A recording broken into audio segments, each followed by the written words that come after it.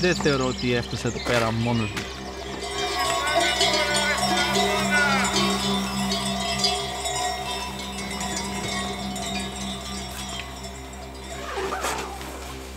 Οι Ροδόποι είναι κάτι το οποίο στηρίζεται αποκλειστικά σε ανθρώπους. Έτσι, να βλέπω φακούς στις σκηνές. Άιντε! Το Ultra όμως αποκαλύπτεται όταν θέλει αυτό. Δεν θα αποκαλυφθεί όταν θέλεις εσύ.